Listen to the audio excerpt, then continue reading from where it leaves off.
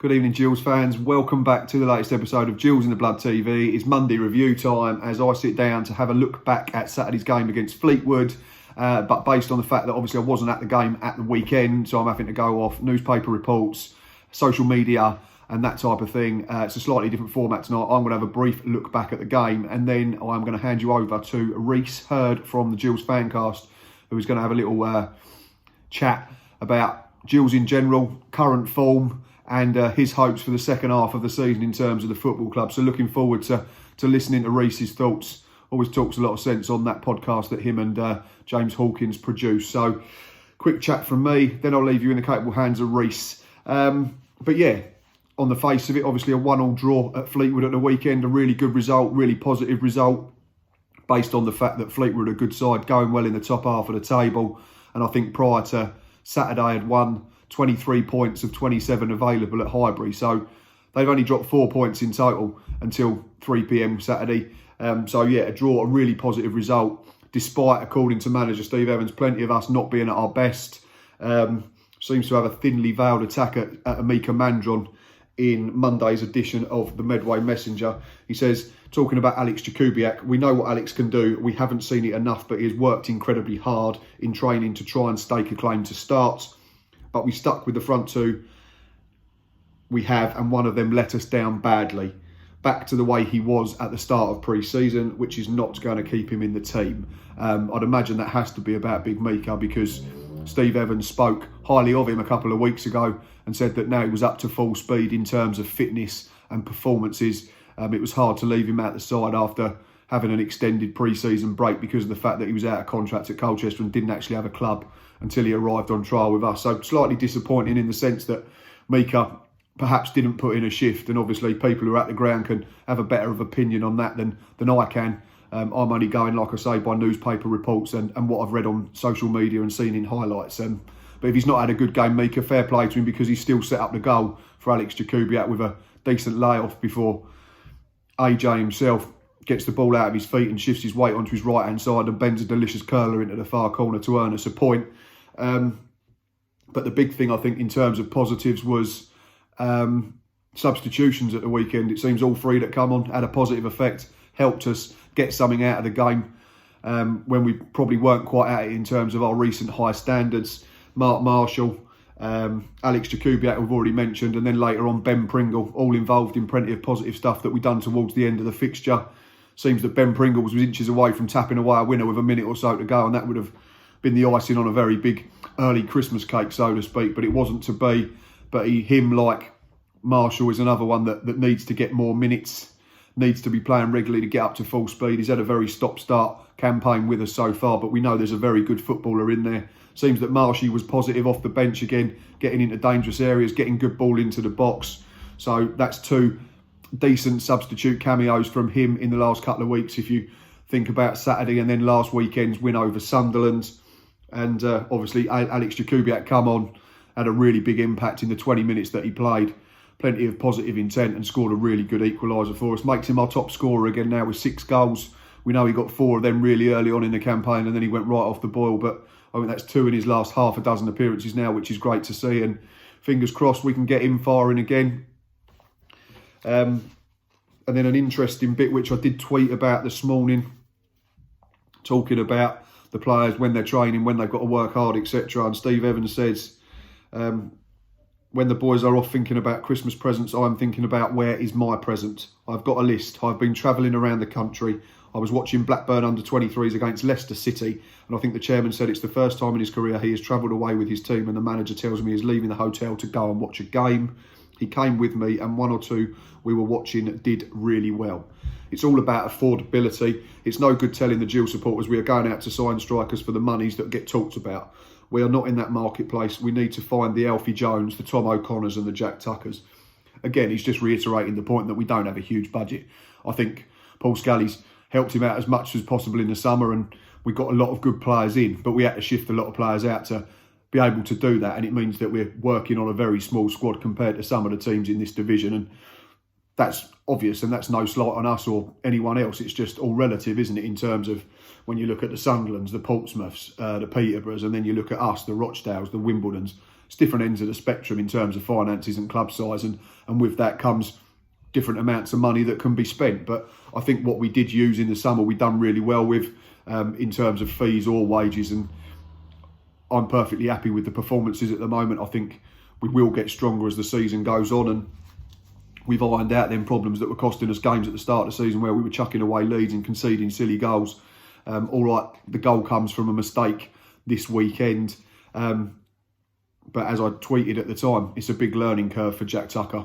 90% of what he's done since getting in the team has been absolutely immaculate, but we have to forgive him based on his age. That's not to say we allow him to continually make mistakes, because you have to learn from what you're doing, and if you want to play in the big boys league, then you have to take the rough with the smooth. But back to obviously Mr. Evans' comments about this Blackburn under-23s game and Leicester City. Obviously a lot of people are putting 2 to 2 together and coming up with one name, who I think was linked in the summer, or it was bandied about that we might have been interested, and that is Dominic Samuel, who was on loan with us back in the 2015-16 season under the late Justin Edinburgh, and done relatively well. I think he scored 8 goals in about 23 games for us. Unfortunately, his form tailed off at the same time as ours. But down the pecking order at Rovers at the moment, not getting in their squad, scored in that game against Leicester on Friday, I think it was. So could be one to keep an eye on, potentially as a loan move coming in. I think he'd do really well at this level. He had a great season when he went to Blackburn a couple of years back and got them out of that division. Obviously not single-handedly, but he scored a decent amount of goals. I think he arrived at the same time as Bradley Dack, or at least in the same summer. So one to keep an eye on. But it could have been other people that Steve Evans was looking at. He does mention that there was 1 or 2 that he was impressed with. So obviously transfer window opens in a couple of weeks, and then silly season starts in terms of everybody signing him and everyone else, and selling him and everyone else as well. But in terms of inside, Jakubiak provides late cheer. That's the headline. First couple of paragraphs from Luke Cordell's report were: the weather was awful, the Gills weren't at their best, but they came away with something to show for their efforts. Steve Evans' men might well have taken all 3 points as a team refreshed with substitutes off the bench, put the pressure on in the dire moments. And then final paragraph as well. 4 minutes of added on time wasn't enough for the Gills, who looked a different side late on. An extra couple of minutes could have made it a great day, but 1 point is better than none. Those substitutes had certainly done the business for the Gills and given Evans plenty to think about when he considers his starting lineup. Like I've already said, we've got a small squad. Everyone has to play a part, especially now with Mark Byrne being ruled out for the season. Fingers crossed that Matty Willock's going to play another couple of behind closed doors games, and then he'll be up to speed and can be involved on a more regular basis, because I think we don't have to replace Mark Byrne man for man as it stands. I still think we've got plenty of options in the middle of the park. We've got Alfie Jones, we've got Stuart O'Keefe, like I say, we've got Willock, we've got Tom O'Connor can play in there now, we've got Regan Charles Cook, we've got Ollie Lee, still got Asinu Cisse, but I think he might be moved on in January, based on his recent Instagram stories, if anyone saw that. But I think we've still got a decent amount of options in there. And I think it's been said 100 times, if we can get someone in that knows where the back of the net is and can be slightly more clinical than what we've already got, then it could be a very interesting and exciting second half of the campaign. 2 points dropped, that was Steve Evans' headline as well, but he does admit that the standards dropped as well. So an interesting one, because he thinks we should have won the game, but he says we weren't at our best. Mentions a couple, like I say, he's already mentioned Mika Mandron. He said to Tom O'Connor that he had his poorest game at the club in a while and looked tired.